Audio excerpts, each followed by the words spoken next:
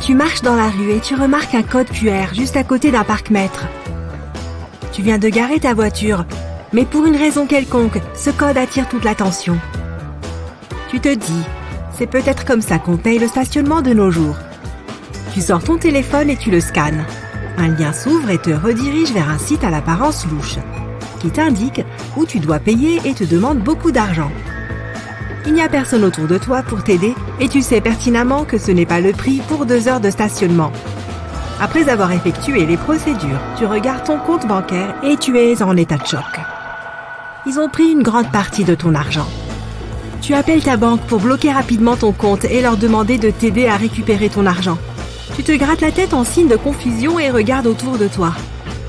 Personne ne semble faire attention à ces QR codes éparpillés dans toute la ville. Tu les montres à d'autres personnes qui sont également surprises. QR signifie Quick Response ou réponse rapide en français, car ces codes sont faciles à scanner et permettent d'obtenir rapidement des informations. Il ne faut que quelques secondes pour avoir un aperçu de quelque chose ou consulter le menu d'un restaurant.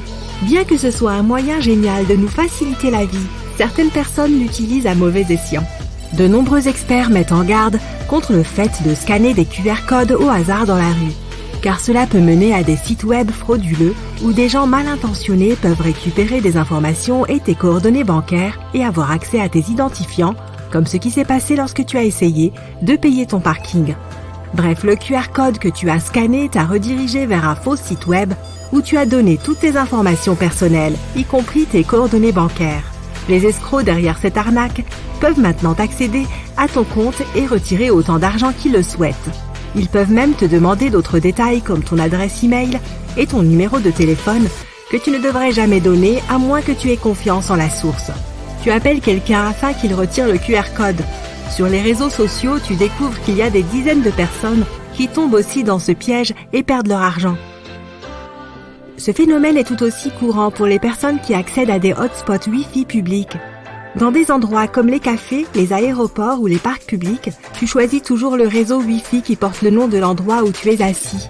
Comme Free Wi-Fi Café par exemple. Sans réfléchir, tu te connectes instantanément au routeur et tu es redirigé vers une page où l'on te demande de te connecter avec ton email, ton mot de passe et d'autres informations te concernant. La plupart des hotspots sont légitimes, mais certains appartiennent à des gens qui les ont mis en place pour attirer des victimes et leur demander de donner leurs informations personnelles. Une fois que tu es entré sur leur page, les gens de l'autre côté te regardent noter tout ce qu'ils demandent. Ils créent même une page où tu dois remplir des informations personnelles supplémentaires sur toi, comme ton adresse, ton lieu de travail, etc. La meilleure façon d'éviter cette situation est de demander à toute personne qui peut t'aider de te confirmer si tu es connecté à un réseau Wi-Fi sûr. Ou si tu te rends fréquemment à un endroit pour travailler à distance, connecte-toi toujours au même routeur Wi-Fi, même si le faux qui a été mis en place a le même mot de passe et une page d'accueil identique. De nos jours, tu ne peux pas faire confiance à n'importe quoi dans ta boîte de réception. Surtout pas aux emails qui prétendent que tu viens de gagner quelque chose ou lorsque quelqu'un te contacte pour une proposition commerciale vraiment louche. Ces emails sont généralement présentés de manière convaincante et te font croire qu'ils sont réels. Mais la meilleure façon de les repérer est de prêter attention aux détails du contenu. Vérifie les fautes d'orthographe ou le style d'écriture. S'il semble y avoir des fautes ou un style bizarre et non professionnel, cela peut être un signal d'alerte. Vérifie aussi si la signature de l'email existe. La plupart des entreprises ont une signature d'email avec la description du poste de la personne et ses références pour vérifier la source. Ces emails contiennent des liens qui peuvent te rediriger vers des sites web où l'expéditeur peut obtenir toutes tes informations. Tu dois aussi faire attention à la personne qui t'envoie ces emails et vérifier s'ils proviennent d'une source légitime. Ainsi, si l'email se termine par autre chose que le nom de l'entreprise, cela peut aussi être un autre signal d'alerte. Parfois, un escroc peut essayer de se faire passer pour quelqu'un que tu connais, ton patron, un collègue ou même un ami. Il t'écrit de façon très convaincante à une adresse où tu pourrais recevoir un email de cette personne. Ce type d'email peut être une arnaque. Tu devrais vérifier la source et le contenu et contacter la personne qui te l'a prétendument envoyé avant de répondre ou de donner des informations. Les cibles sont généralement des personnes qui occupent des postes élevés dans de grandes entreprises. Elles sont considérées comme les gros poissons du jeu. Tes courriels contiennent également des liens dans lesquels tu peux donner des informations sensibles qu'on peut ensuite utiliser contre toi. Se protéger en ligne n'est pas facile et demande beaucoup de concentration et de travail. Il existe de nombreuses techniques qui peuvent faire en sorte que tes données sensibles se retrouvent entre de mauvaises mains. Les QR codes ne sont qu'un exemple du mauvais usage d'une nouvelle technologie qui est censée te faciliter la vie. Mais ne t'inquiète pas, cela ne signifie pas que tous les QR codes sont mauvais. Comme avec chaque nouvelle technologie sur le marché, il y aura toujours un moyen de l'utiliser pour de mauvaises raisons. L'Internet tel que nous le connaissons entre dans une nouvelle ère. Le Web 3.0. L'Internet est né dans les années 60, lorsqu'il était destiné à connecter des appareils informatiques aux universités des États-Unis. Au départ, seules 4 d'entre elles l'utilisaient, mais finalement de nombreuses autres universités les ont rejointes et le réseau s'est étendu à l'Europe. Après cela, il a été connu sous le nom d'Internet. Nous avons vu les premières années prometteuses d'Internet dans les années 90, qui seraient par la suite connues sous le nom de Web 1.0. Cela peut sembler compliqué, mais cela signifie simplement que les sites web étaient statiques et que les utilisateurs ne pouvaient pas interagir avec eux. Néanmoins, tout le monde savait que ce serait la nouvelle façon de communiquer et de recueillir des informations. Ce n'était qu'une question de temps avant que les gens puissent uploader du contenu sur Internet. Les blogs, forums, sections de commentaires, pages de rapports et portails de messagerie ont permis aux gens d'interagir avec les sites web qu'ils ont appris à aimer. Le Web 2.0 a donné naissance à la popularité des réseaux sociaux modernes, qui ont permis aux gens d'uploader facilement leur propre musique et leurs vidéos et de rester connectés avec leurs amis et leurs familles dans le monde entier. Bien que ce soit une avancée extraordinaire, certains inconvénients étaient inévitables. Il est facile pour quiconque de trouver des informations sur n'importe qui publiquement en ligne. À notre époque, la vie privée en ligne est pratiquement inexistante. Mais le principal problème du Web 2.0 est que lorsque quelqu'un upload un contenu, celui-ci ne lui appartient virtuellement plus. Le Web 3.0 est construit autour de la technologie blockchain, et ce sera le nouvel Internet amélioré. La blockchain est un domaine accessible au public qui présente des transactions transparentes pour tout utilisateur. Cela signifie que si tu télécharges un morceau de ton œuvre d'art, on saura que tu es le créateur original. Personne d'autre ne pourra prétendre que ton œuvre d'art est la sienne. Et cela vaut pour tout ce qui peut être échangé en ligne. Le créateur de contenu sera ainsi protégé au maximum. En 2022, nous n'en sommes qu'au premier stade, et cela ne fera que devenir plus intéressant. Certaines grandes entreprises développent déjà des métaverses où les gens peuvent se transporter dans des réalités virtuelles. Dans ce monde, tu peux socialiser, acheter des choses et interagir avec le monde qui t'entoure. Tu peux choisir l'avatar que tu veux et porter ce dont tu as envie. Tu veux te déguiser en astronaute? Pas de problème. Tu peux aller sur différentes planètes à travers l'interface et rencontrer toutes sortes d'avatars aux allures excentriques. Dans le domaine professionnel, tu peux même assister à différentes réunions avec tes collègues pour discuter de sujets liés au travail tout en restant physiquement assis chez toi. Les jeux seront également portés à un tout autre niveau où les joueurs seront immergés dans un monde où ils peuvent être n'importe qui ou n'importe quoi. Ce sera le futur virtuel auquel nous pourrons assister dans les années à venir.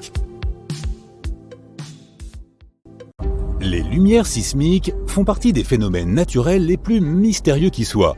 Elles peuvent se produire avant, pendant ou après un tremblement de terre. Elles sont généralement blanches ou bleutées et ne durent que peu de temps, mais elles peuvent parfois rester jusqu'à 10 minutes. Il est difficile de les étudier, car elles peuvent se produire à des distances variables de l'épicentre du séisme. Nous savons par ailleurs qu'elles n'apparaissent que lors des tremblements de terre puissants, d'une magnitude de 5 ou plus sur l'échelle de Richter.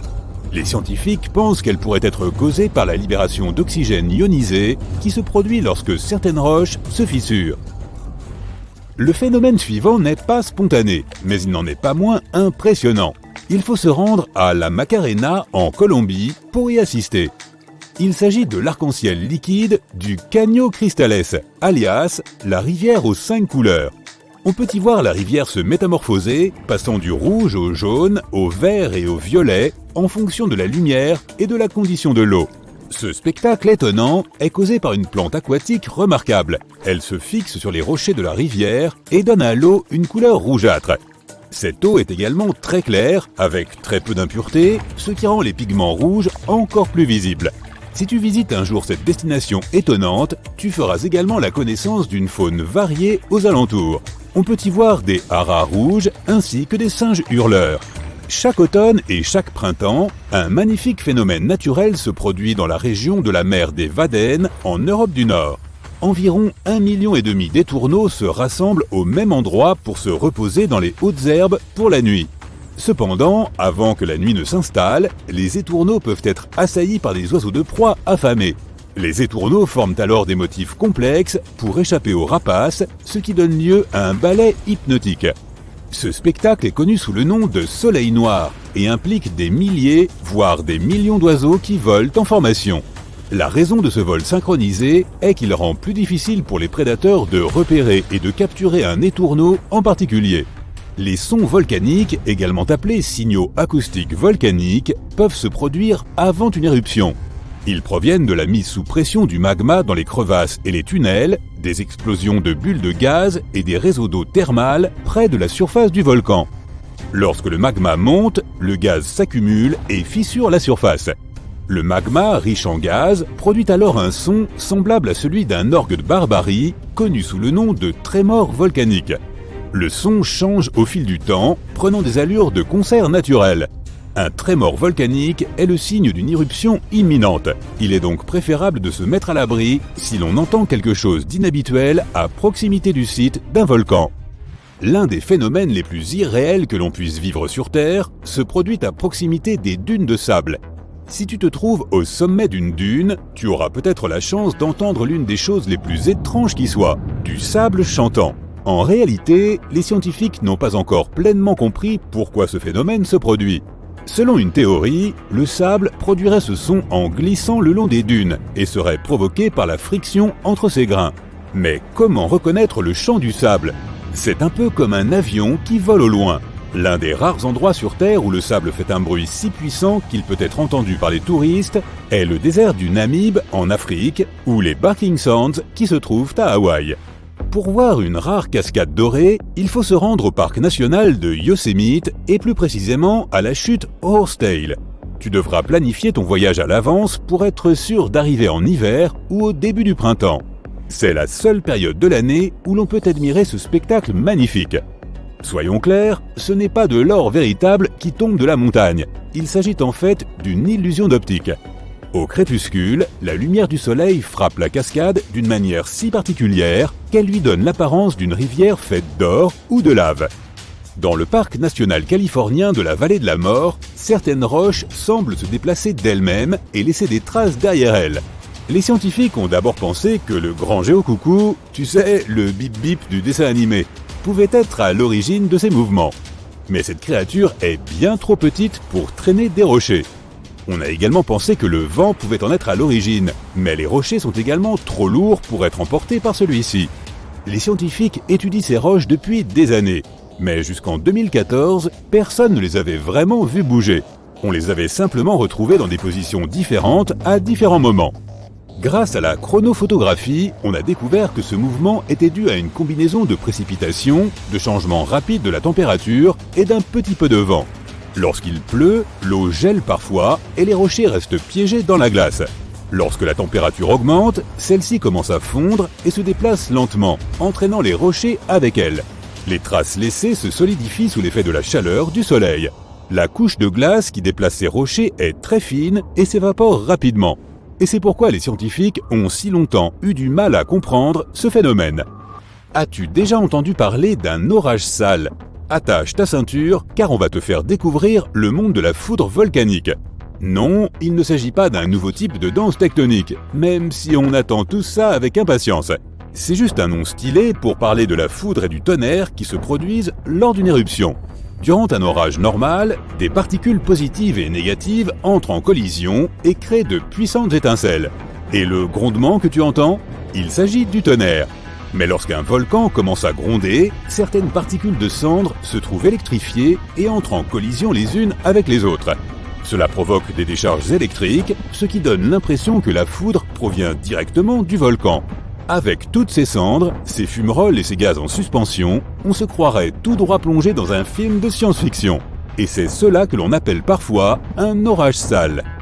As-tu vu ce rayon de lumière géant s'élever dans le ciel? C'est ce qu'on appelle une colonne lumineuse. Et ne t'inquiète pas, il ne s'agit pas de sorcellerie, mais simplement d'un amas de cristaux de glace qui nous joue des tours. Lorsqu'il fait froid dehors, ces cristaux qui flottent près du sol reflètent la lumière directe et créent ces colonnes de lumière qui semblent provenir de l'espace. En réalité, il s'agit simplement d'un tas de petits cristaux qui nous montrent leur capacité de réflexion. Et si tu trouves que ces colonnes de lumière naturelles sont cool, attends de voir celles qui sont artificielles. Elles peuvent être encore plus grandes, car la lumière des lampadaires n'est pas tout à fait la même. Par ailleurs, ces cristaux de glace peuvent toujours réfléchir la lumière, même s'ils sont légèrement inclinés. Imagine que toute cette lumière provienne de lampadaires situés à seulement quelques mètres. Alors la prochaine fois que tu verras une colonne lumineuse, ne cours pas te mettre à l'abri et profite plutôt du spectacle. Si tu croises dans le ciel ces formes bizarres, semblables à des bulles, tu peux te considérer chanceux. Ces petites merveilles sont appelées des nuages Mammatus, et il ne s'agit pas de nuages ordinaires. La plupart des nuages se forment lorsque l'air s'élève, ce qui les fait ressembler à de grosses boules de coton. Mais les nuages Mammatus se forment lorsque l'air s'enfonce, ce qui leur donne l'air de flotter à l'envers. L'air au-dessus et au-dessous de ces nuages crée une petite turbulence et avant que tu ne t'en aperçoives, les particules des nuages forment des orbes parfaitement ronds. Ne reste pas trop longtemps à les regarder, car ils sont souvent le signe qu'un orage se prépare. Qu'avons-nous ici? On dirait que le soleil porte un chapeau festif aux couleurs de l'arc-en-ciel au sommet des monts Métallifères en Allemagne. Ce phénomène s'appelle d'ailleurs un halo solaire, et ces arbres couverts de neige ont également l'air d'être de la fête. Tout cela est dû aux cristaux de glace qui se trouvent dans les nuages en altitude. Ils aiment courber et réfléchir la lumière, ce qui donne l'impression que le soleil est en train de danser comme dans une lampe à lave. Et oui, cela peut signifier que le mauvais temps n'est pas très loin. Mais ne laisse pas cela gâcher ton plaisir. Tu peux toujours rester dans le coin et prendre de superbes photos. Quand tu penses aux oiseaux les plus dangereux du monde, il se peut que ce soit des aigles ou des vautours qui te viennent à l'esprit. Étonnamment, les casuaridés peuvent causer bien plus de dégâts que les fameux oiseaux en colère mentionnés plus tôt. C'est le 3e plus grand oiseau du monde et le 2e plus grand dangereux après l'autruche et l'émeu. Le casoar est l'un des oiseaux les plus dangereux car son coup de pied féroce peut être fatal à un homme ou à une autre créature plus petite. Les plus grandes espèces de casoars peuvent être aussi grandes qu'une personne ordinaire et peser tout autant. Tout comme toi, ces oiseaux grassouillés ne peuvent pas voler mais ils courent vite, alors n'essaie pas de leur échapper. Ils peuvent t'atteindre même dans l'eau, car ce sont de grands nageurs. Ils peuvent courir aussi vite que 50 km/h, donc tu pourrais avoir besoin d'une voiture pour t'échapper si l'un d'eux est en colère contre toi. Ne t'inquiète pas, leurs attaques sont assez rares de toute façon. Les cygnes tuberculés sont de magnifiques créatures gracieuses. Enfin, ça c'est ce qu'on pense tous. En vérité, toucher un de ces oiseaux de 13 kg est une très mauvaise idée. Ils ont des éperons osseux dans leurs ailes qu'ils utilisent pour détruire leurs ennemis. Leur envergure est d'environ 2,5 mètres et ils peuvent te gifler avec tout ça. Et ils mordent aussi. Ne t'approche jamais trop près de l'un d'eux. Ils s'en prennent régulièrement aux humains, surtout si l'oiseau a des petits à proximité. Au passage, les cygnes peuvent siffler fort et même aboyer. Voilà là d'excellents signaux d'alarme pour t'avertir que tu empiètes trop sur leur territoire. Les humains et les pies ont toujours eu des relations bizarres du genre amour-haine. Ces oiseaux de taille moyenne peuvent parfois être assez agressifs, mais si tu les traites bien, vous deviendrez probablement amis. Les pies peuvent reconnaître les visages humains et elles reviendront certainement sur ton balcon si tu leur offres quelque chose de délicieux. Si tu offenses une pie, elle s'en souviendra aussi et sera un peu rancunière. Alors fais bien attention. Les pélicans sont les symboles de l'amour et on dit qu'ils sont prêts à sacrifier leur propre vie pour protéger leur progéniture. Ah, maintenant on comprend pourquoi ils peuvent avaler la proie entière sans même la mâcher ou la déchirer. Tu ne veux tout simplement pas t'approcher de leur nid. Bien sûr, tu n'es pas un petit poisson et les becs de pélican sont trop petits pour un être humain, mais quand même, tu ne veux pas être mordu, on est d'accord? Ok, celui-ci t'effrayera rien qu'avec son nom. Un bec en sabot du Nil est un oiseau d'une taille impressionnante, jusqu'à 1,5 mètre de haut. Juste en dessous de la taille moyenne d'un homme. Pas étonnant qu'il puisse combattre un crocodile. D'accord, un bébé crocodile, mais il n'a besoin que de sa mâchoire super puissante pour gagner en une seule fois. Toujours pas peur? Il fait des bruits qui font froid dans le dos, un peu comme dans un blockbuster. Si tu penses que ces autruches lâches ne représentent aucun danger, tu te trompes 2 fois. D'abord, elles ne se mettent pas la tête dans le sable, C'est une illusion d'optique. Eh oui, comment sont-elles censées respirer dans le sable? Deuxièmement, ce sont des parents poules, très protecteurs. Alors si tu veux t'approcher de leurs petits, sache qu'ils peuvent courir aussi vite qu'une voiture de ville. Toujours pas inquiet?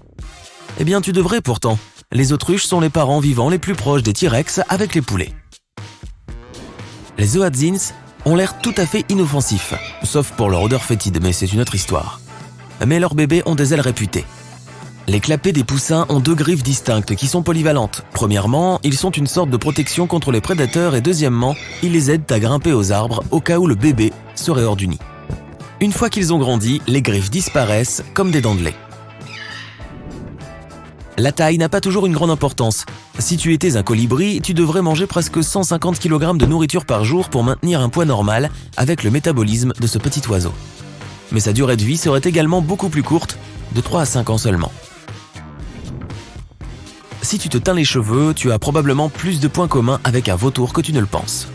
Nous sommes probablement les 2 seules espèces au monde qui utilisent la teinture exprès. Les vautours teignent leurs plumes avec de la terre rouge pour montrer leur domination sur les autres oiseaux. Les humains, eh bien nous on aime tout simplement les changements. Les condors de Californie ne sont peut-être pas aussi gros qu'un avion, mais ils sont quand même énormes. Leur envergure est de près de 3 mètres. Ils sont potentiellement dangereux pour les gens, mais les chances que tu en rencontres un jour sont minces. Il n'y en a qu'environ 200 aux États-Unis. Te voilà en train de chercher quelque chose de délicieux dans le frigo, mais tu ne vois pas ce dont tu as vraiment envie. Si tu étais une grive à lunule, tu lâcherais un gros P. Cela semble dégoûtant, mais c'est apparemment ainsi que ces oiseaux trouvent les vers de terre cachés. Une attaque de gaz pour les assommer et voilà, ils sont maintenant une cible facile. On se bouche le nez et hop, bon appétit bien sûr. Ok, assez de ces histoires farfelues. Regardons vers le ciel. Tu ne t'attendrais pas à voir un oiseau venimeux sur cette liste, mais hélas, je te présente le pitoi bicolore. Les scientifiques ont découvert qu'ils étaient venimeux lorsqu'ils ont commencé à ressentir des engourdissements et des sensations de brûlure après avoir manipulé ces oiseaux. Il y a beaucoup de toxines dans leurs plumes, surtout sur le dessous. Les oiseaux ne produisent pas de toxines eux-mêmes, ils les obtiennent probablement des coléoptères qu'ils mangent. Et que dire de l'oie armée de Gambie? Elles sont également connues pour leur toxicité.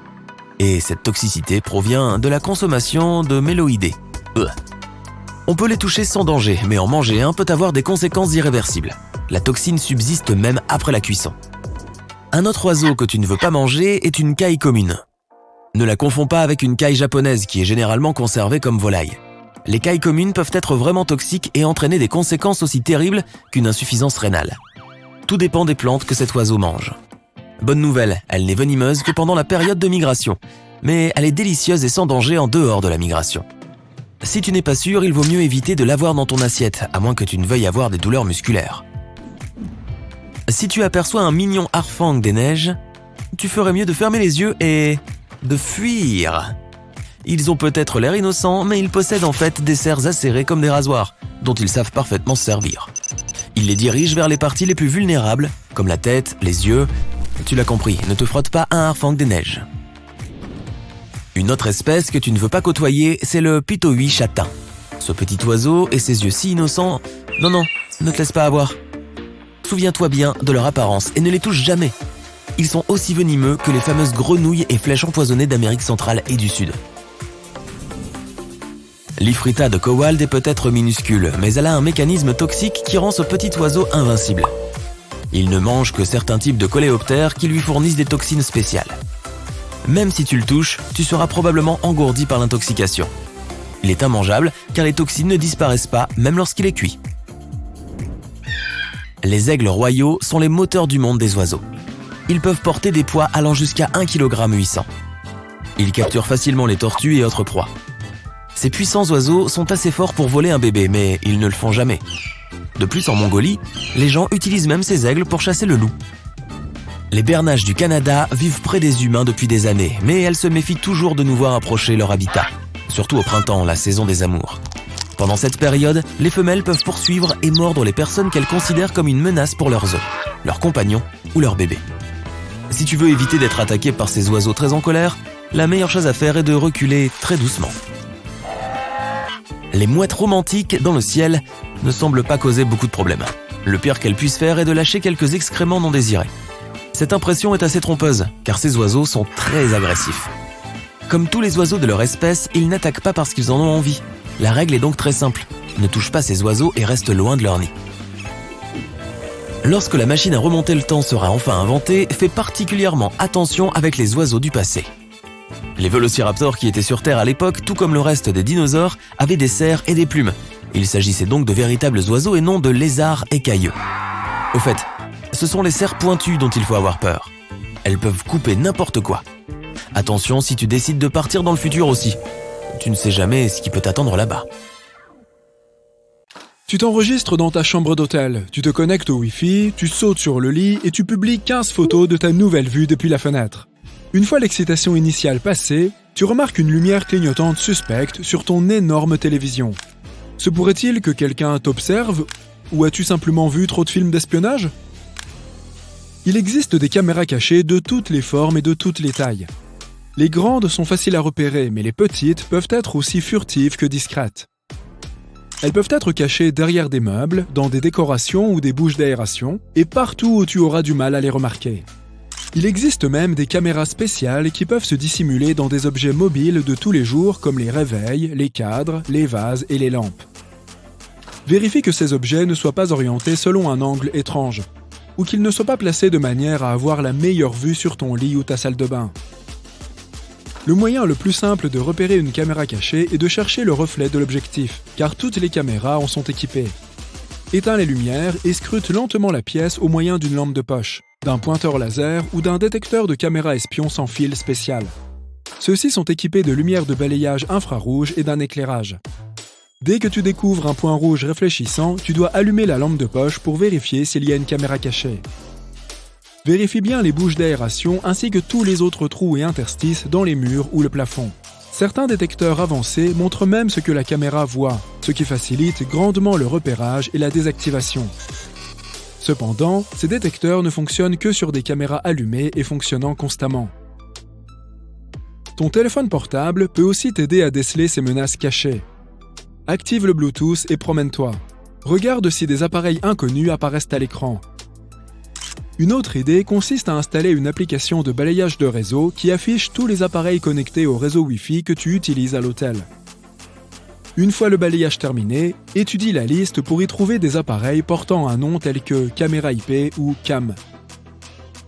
De plus, tu peux mettre ton téléphone en mode selfie, éteindre la lumière et fermer les rideaux, et regarder lentement autour de la pièce tout en te concentrant sur l'écran. Garde l'œil ouvert pour repérer d'éventuelles lumières blanches ou violettes. Tu peux encore jouer les détectives, appeler un ami ou un membre de ta famille et commencer à faire le tour de ta chambre. Les caméras cachées devraient émettre une sorte de radiofréquence. Il est fort probable que cela interfère avec le signal de ton appel téléphonique. Si tu commences à entendre des bruits bizarres pendant que tu es au téléphone dans un endroit précis de ta chambre, inspecte-le attentivement. Vérifie les interrupteurs, les prises de courant, les lampes et autres objets auxquels tu ne prêterais normalement pas attention. S'ils ont l'air un peu de travers, s'ils présentent un trou ou s'ils semblent mal placés, c'est peut-être le signe que quelqu'un les a trafiqués. De nombreux dispositifs d'espionnage ont besoin de fils et la personne qui les a installés aura dû cacher ces fils, souvent derrière une plainte en vinyle. C'est pourquoi l'endroit où le sol et le mur se rejoignent est une autre zone à inspecter. Des crêtes, des bosses ou une décoloration peuvent être le signe qu'un microphone s'y cache. Il en va de même pour les taches sur les plafonds et les murs, même si elles ne sont pas plus grandes qu'une pièce de monnaie.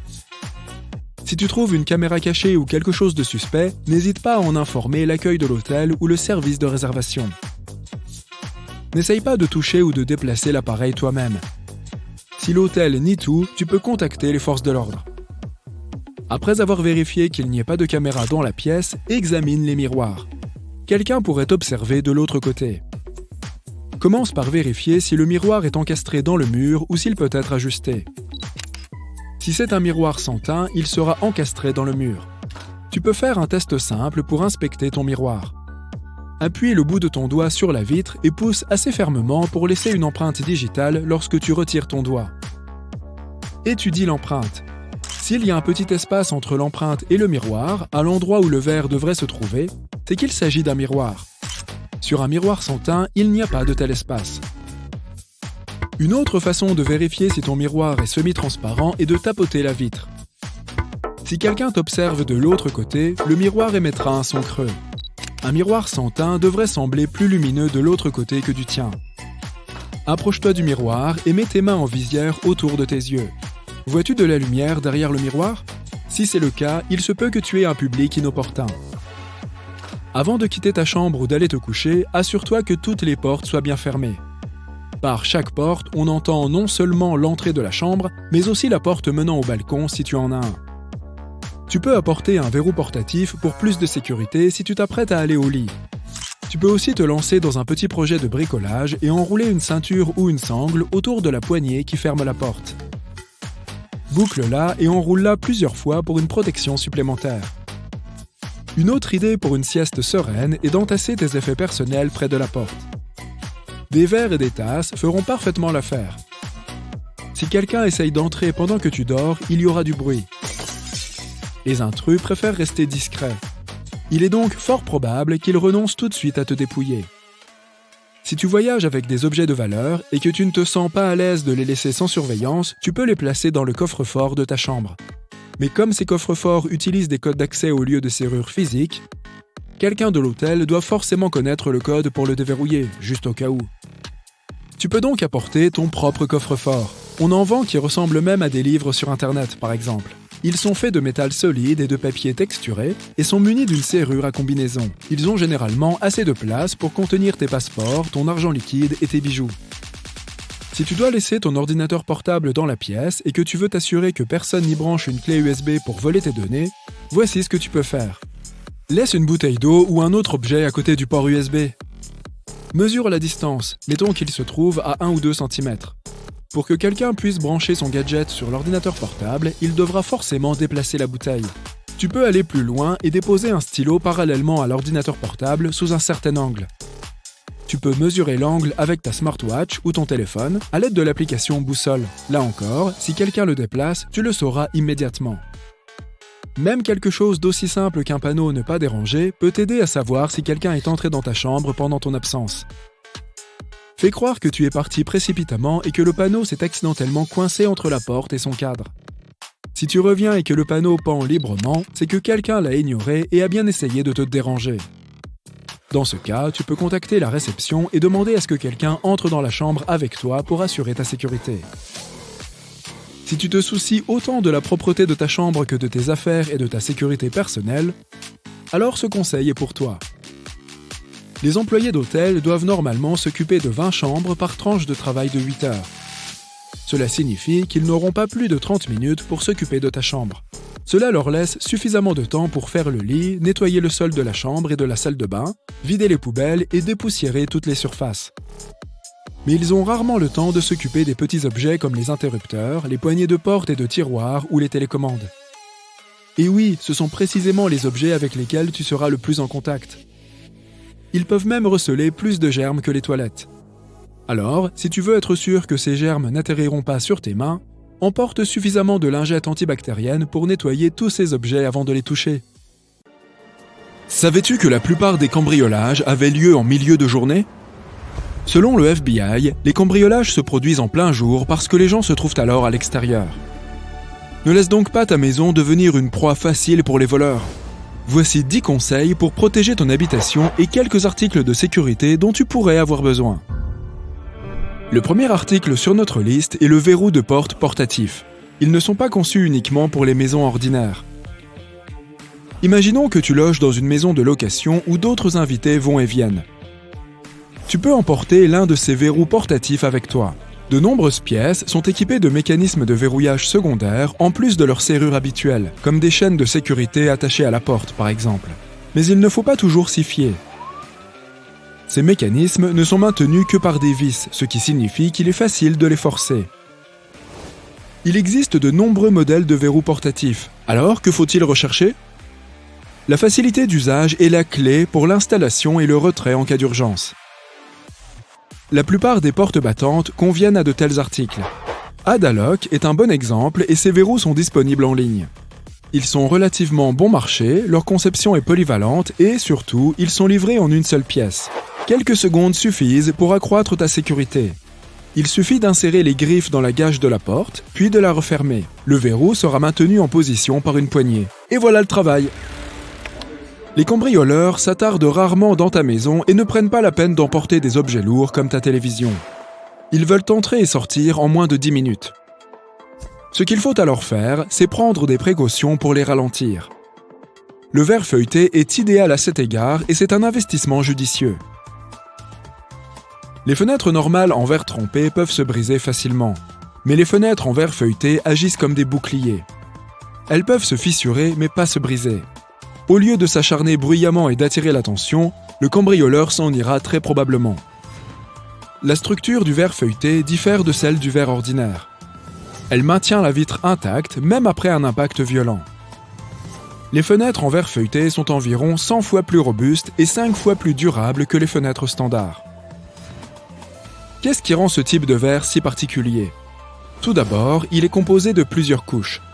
Il y a 2 couches de verre et, entre les deux, un matériau en vinyle qui permet de garder les 2 couches intactes. En outre, le verre feuilleté est insonorisé. On fait donc d'une pierre 2 coups, puisque la couche intermédiaire absorbe une partie du bruit extérieur. Bon, c'est censé être une vitre après tout. Ne va pas-t-on voir cette couche de vinyle? C'est peut-être la première question qui te vient à l'esprit. Et non, le verre feuilleté est transparent, tout comme les autres types de verre. Il permet de profiter d'une vue claire comme du cristal, tout en restant en sécurité. Enfin, on aimerait tous, mais hélas, il est assez coûteux de se procurer ces verres anti-effraction conçus tout spécialement. Il est toutefois possible de faire appel à des professionnels pour installer un film stratifié sur tes fenêtres standards, ou même d'acheter un film de sécurité. Ils fonctionnent tous selon le même principe. Mais il est évident que de telles alternatives ne peuvent pas être aussi solides que le verre feuilleté lui-même. Les conseils suivants proviennent d'un ancien cambrioleur, Michael Fraser. Aujourd'hui, il donne des conseils sur la façon de se protéger contre les infractions et son premier conseil est assez intéressant. Abstiens-toi de mettre un autocollant « Attention, chien méchant » si tu en as un. Si un chien peut se promener dans ta maison sans déclencher la moindre alarme, il est évident qu'un être humain le peut aussi. C'est ainsi que réfléchissent les cambrioleurs. De plus, de nombreux chiens peuvent se montrer rapidement amicaux, à moins qu'ils n'aient été spécialement dressés pour attraper les intrus. S'il s'agit d'un chien ordinaire, on peut facilement l'enfermer dans une pièce, et tu connais la suite. Dis adieu à tes objets de valeur. Annoncer la vente de sa maison en ligne est une procédure standard pour attirer les acheteurs potentiels, mais aussi les malandrins. Avec ces photos que tu as prises innocemment, les cambrioleurs peuvent établir des plans d'étage. Pire encore lorsqu'il y a des visites virtuelles. Ils peuvent facilement repérer les entrées et les issues de secours et c'est l'outil parfait pour planifier le cambriolage d'une maison. La 5e sur notre liste est l'achat d'un système de sécurité résidentiel. Il permet de prévenir les vols et d'avertir en cas d'effraction. Selon certaines données, les maisons sans système de sécurité seraient presque 3 fois plus vulnérables au cambriolage. Et il existe de nombreux systèmes parmi lesquels choisir. Certains sont coûteux, mais il existe heureusement des options plus abordables. Il n'est même pas nécessaire de faire appel à des professionnels. Ce système de sécurité à monter soi-même, proposé sur Internet, est un parfait exemple de gadget économique, doté de fonctions utiles. Ces types de dispositifs sont conçus pour être faciles à installer. Une application te guidera à travers le logiciel et pour paramétrer le produit lui-même. En prime, tu n'auras pas à te soucier des vis, des outils ou du perçage. Il dispose par ailleurs d'un service d'urgence rapide qui peut avertir les autorités si tu le souhaites. Et comme il est facile d'installation, il est également parfait pour les résidents à court terme. Tu te souviens que j'ai dit que si un chien pouvait se promener dans ta maison, c'est qu'un voleur le pouvait aussi? Eh bien, la technologie n'est pas l'allié des voleurs. Ces types d'appareils peuvent désormais détecter les intrus tout en tolérant ton animal de compagnie.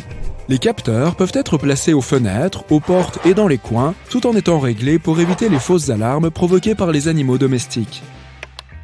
Un autre dispositif permettant d'ajouter une mesure de protection, en particulier dans les résidences communes comme les dortoirs, est une cale de porte avec alarme. Ces dispositifs sont très compacts, tu peux donc les mettre dans tes bagages et même les emmener en vacances. Tu peux aussi l'utiliser dans ta vie quotidienne.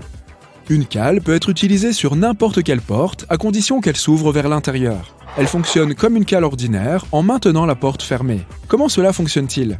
Lorsque l'alarme est déclenchée, elle empêche l'intrus d'entrer et fait retentir une sonnerie stridente. Celle-ci peut réveiller le propriétaire de la maison ainsi que les voisins. Ce produit est également facile à trouver en ligne. Michael, le cambrioleur repenti, recommande également de penser comme un voleur. Pose-toi la question, comment pourrais-je entrer ici? C'est un excellent exercice pour découvrir les points vulnérables de ta maison. Fais-en le tour. Y a-t-il une fenêtre qui peut être facilement ouverte? Oh, attends, c'est ton ordinateur portable sur le bureau qui est visible depuis la rue? Et en parlant de la rue, si tu achètes un nouvel appareil électronique comme une télévision ou un ordinateur, ne laisse pas les cartons vides exposés près de la poubelle. C'est une véritable invitation pour les voleurs qui sauront immédiatement que tu as des appareils électroniques coûteux et neufs à l'intérieur. Au lieu de cela, détruis ces boîtes en carton et mets-les au recyclage. Les fenêtres du rez-de-chaussée sont malheureusement des points d'entrée dans 23% des cambriolages. Pour contrer cela, il est possible d'acheter un kit d'alarme sans fil. En ce qui concerne la porte d'entrée, l'installation d'un pen dormant à double cylindre peut être une solution. De même, un éclairage à détection de mouvement peut aussi faire l'affaire. Il y a des angles morts chez toi? Opte pour une caméra de sécurité à vision nocturne. Si tu veux voir ce qui se passe à l'intérieur de ta maison plutôt qu'à l'extérieur, tu peux aussi te procurer l'un de ces gadgets de sécurité high-tech. La sphère mobile robotisée Orbi ressemble à une balle dans laquelle est insérée une caméra. Sa vision n'est pas limitée. Imagine que tu sois au bureau et que tu veuilles jouer avec ton chien. Ton compagnon à fourrure peut courir après la baballe à la maison pendant que tu es absent et que tu contrôles l'appareil. Ah oui, c'est vrai, on est là pour sauver ta maison des cambrioleurs. Alors laissons ces jouets pour animaux amusants pour une autre vidéo. Et voici une révélation choquante sur les clôtures. La plupart des gens croient qu'elle suffit à protéger leur propriété. Désolé de vous l'annoncer, mais même les clôtures les plus hautes et les plus solides ne sont pas aussi sûres qu'on pourrait le croire. La règle numéro 1 d'un voleur est de ne pas se faire prendre. Et s'il s'introduit dans une maison clôturée la nuit, il est parfaitement à couvert. Tes voisins n'ont aucun moyen de voir qui est cette personne, enfin, à moins d'avoir une vision à rayon X. Les clôtures doivent être difficiles à escalader. L'une de leurs principales raisons d'être est justement l'intimité. Mais les clôtures en métal, en fil de fer et à piquet sont bien plus difficiles à escalader pour les intrus. Voilà, nous avons déjoué les projets des cambrioleurs. Appliquer les conseils de cette liste peut t'aider à décourager et à prévenir les cambriolages, ainsi qu'à assurer ta propre sécurité. As-tu déjà vécu de tels incidents? Et si oui, as-tu d'autres conseils à partager avec nos sympathiques spectateurs? C'est un phénomène qui se produit toutes les 43,8 secondes. C'est quoi? Le vol de voiture aux États-Unis. Oui, chaque minute, quelqu'un se fait piquer sa précieuse voiture par des malfaiteurs. Si tu veux en savoir plus sur ces statistiques désespérantes, voici. Plus de 800 000 vols de voitures ont été signalés aux États-Unis rien qu'en 2020. Et les pick-up Ford remportent la palme du choix des voleurs, car c'est celui qui a été le plus souvent dérobé. Le Nouvel An est également le jour où l'on a enregistré le plus grand nombre de vols. Il semblerait donc que nous devrions tous vraiment garder un œil sur nos voitures. Tout d'abord, il est très peu probable que quelqu'un vole ta voiture pendant que tu es en déplacement. Mais une fois que tu l'as garée, c'est nettement plus facile. Il faut donc se garer de manière réfléchie. Oui, parfois il te faudra marcher un peu, mais cela en vaut la peine si cela implique de laisser ta voiture dans un endroit bien éclairé. Les voitures mal garées sont souvent enlevées par des dépanneuses. Il s'avère qu'elles ne sont pas toutes authentiques. Si tu en vois une près de ta voiture, vérifie bien qu'il s'agit d'une vraie ou d'une fausse. Une véritable dépanneuse devrait au moins arborer un logo d'entreprise et son personnel devrait porter un uniforme. Tu te souviens que je t'ai dit qu'il n'était pas si facile de voler ta voiture pendant que tu roules? Désolé, mais ce n'est que partiellement vrai. Les voleurs de voitures se fichent pas mal du fait que tu sois assis dans ta voiture. L'astuce est simple. Même si tu es à l'intérieur de ton véhicule, veille à toujours verrouiller les portières. Les carjackers ont généralement des stratagèmes astucieux pour faire sortir les automobilistes de leur véhicule. Ils peuvent même tendre un piège et mettre en scène un accident de voiture. Ainsi, même si tu constates que ta voiture a été emboutie par l'arrière, ne te précipite pas hors de ton véhicule pour aller voir ce qu'il en est. Attends un peu avant de te garer. Assure-toi que l'endroit où tu vas t'arrêter est sans danger et qu'il y a des gens autour de toi. Si jamais tu as des doutes, il est préférable d'appeler la police. Si tu es prêt à investir un peu pour protéger ta voiture, voici quelques conseils. Il est possible d'installer un démarreur à distance. Ce n'est pas seulement une excellente idée pour ceux qui habitent dans des régions froides et qui ont besoin de lancer leur voiture à l'avance. Son principal avantage est que l'on ne peut pas s'enfuir avec une voiture démarrée de cette manière, car ce mode ne permet pas de passer les vitesses. Toute voiture possède un numéro d'identification du véhicule, VIN. Cela peut sembler un gadget, mais voici un bon truc. Lorsque les voleurs vendent une voiture volée, ils procèdent à un changement de numéro d'identification du véhicule. Cette pratique permet de dissimuler un véhicule volé et d'utiliser un autre numéro d'identification provenant d'une voiture similaire. Mais si au contraire tu as gravé ton numéro d'identification sur chaque vitre de ton véhicule, les voleurs verront immédiatement que ta voiture est bien protégée. De plus, un tel véhicule leur paraîtra compliqué. Après tout, ils devront changer le numéro d'identification du véhicule et trouver un moyen de modifier les vitres sur lesquelles est gravé le numéro d'identification du véhicule. Il leur faudra probablement changer complètement les vitres, ce qui est très coûteux. La revente d'une telle voiture demanderait donc trop de temps aux voleurs. Et ils ne sont pas prêts à faire autant d'efforts. Ces gens-là ne veulent même pas travailler. Ils sont bien trop paresseux pour se charger de cette histoire de fenêtre. À propos, certains spécialistes peuvent effectuer ce travail de gravure pour toi, ce qui t'évite d'avoir à t'en occuper toi-même. Par ailleurs, si tu veux acheter une voiture d'occasion, le numéro d'identification de la voiture peut être d'une grande utilité. Certaines voitures sont en quelque sorte clonées, ce qui signifie que leur numéro d'identification n'est pas réel, mais a simplement été ajouté manuellement à la plaque. Vérifie donc tous les documents avant d'acheter une voiture d'occasion. Accorde une attention particulière aux documents dits DVLA V5 et assure-toi que le numéro d'identification qui y figure coïncide avec le numéro d'identification du véhicule. Voici un autre dispositif de protection. Elle est appelée alarme de voiture intelligente et le son qu'elle produit est encore plus désagréable que celui d'un réveil. Elle peut remplir les fonctions suivantes. Premièrement, elle émet un bruit très fort qui peut effrayer les intrus et alerter les passants. Deuxièmement, elle peut envoyer un message d'alerte au cas où tu n'aurais pas entendu le boucan assourdissant qu'elle émet. Encore un autre mécanisme secret qui peut protéger ta voiture.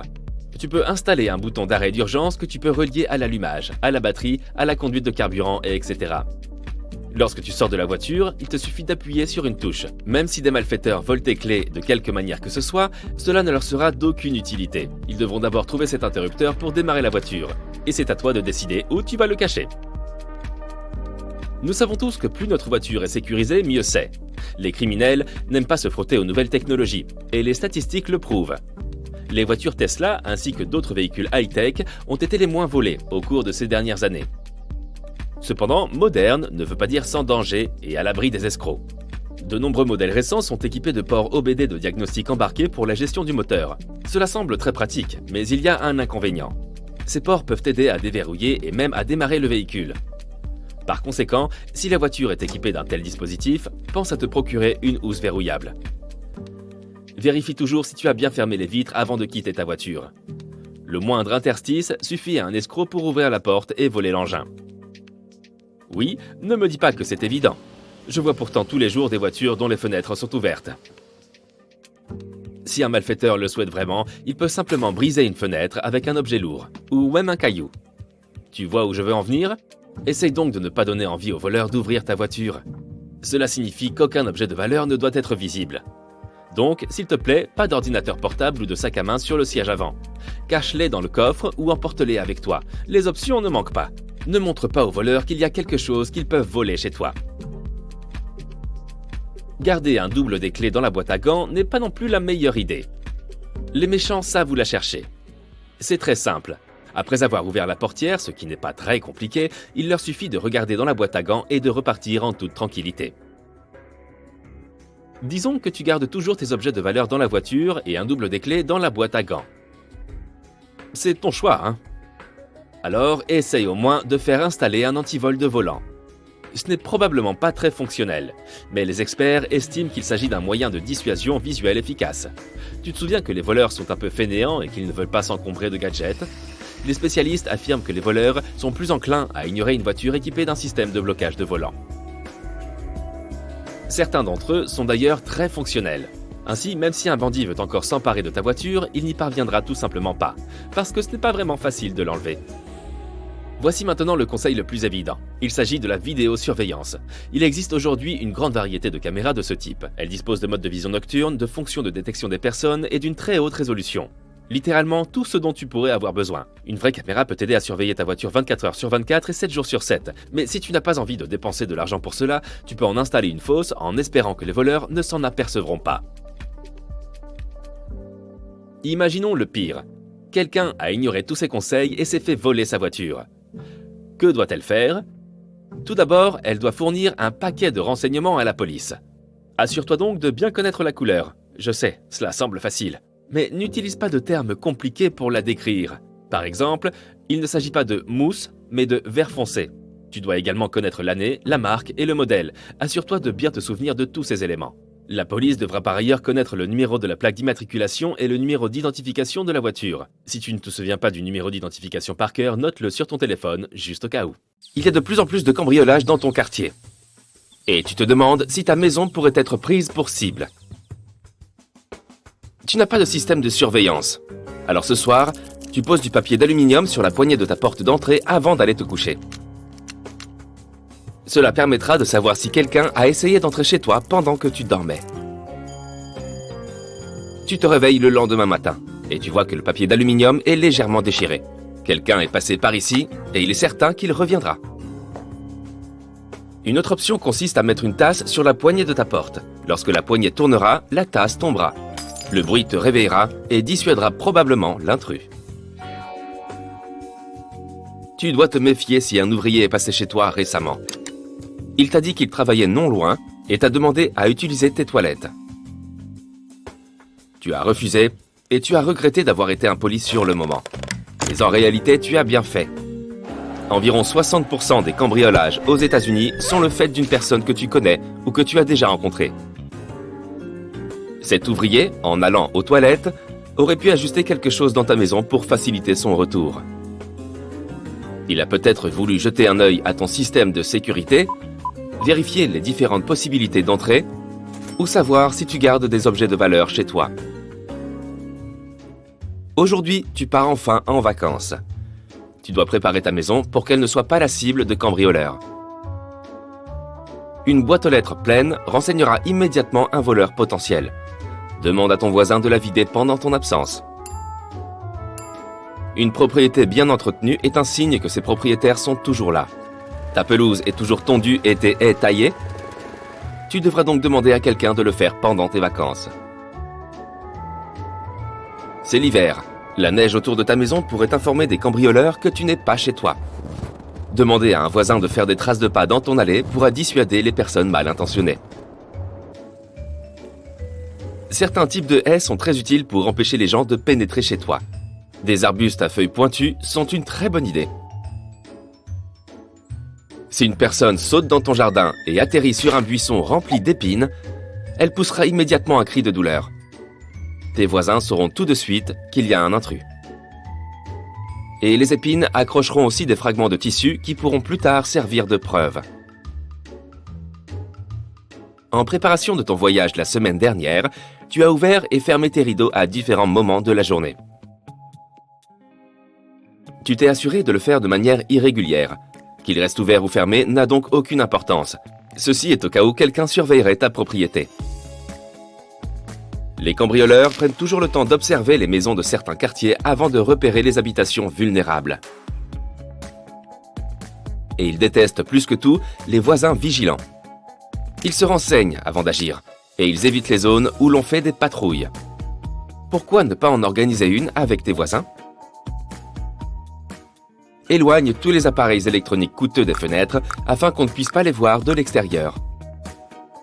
Mets-les dans un placard ou dans une pièce fermée. Ne crains rien pour ta télévision. Elle est trop volumineuse et la voler est plus difficile. Les criminels s'intéressent davantage à ton iPad et à ta console de jeu.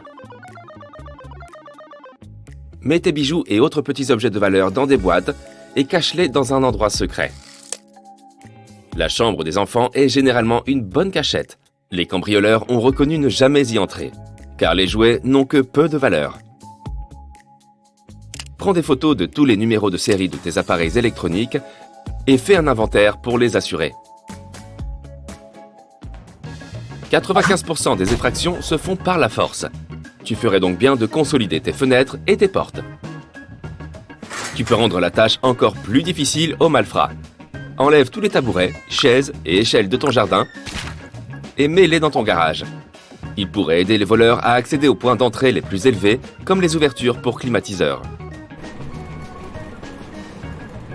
Ils passent très souvent par là, car on ne peut pas les renforcer et ils sont faciles à arracher pour pénétrer chez toi. Ne leur facilite pas la tâche en leur fournissant un escabeau. Les cambrioleurs peuvent défoncer une porte fragile en 1 minute. Un châssis en métal t'offrira une plus grande protection qu'un châssis en bois.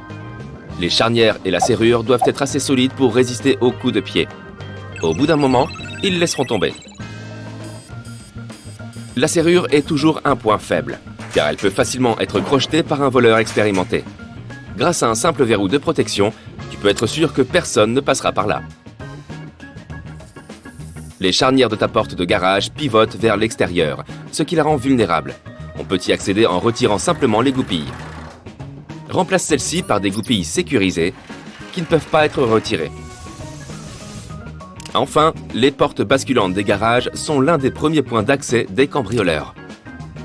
Elles ne possèdent pas de verrou et on peut facilement les ouvrir. Fixe un cadenas sur le loquet qui la relie à sa glissière.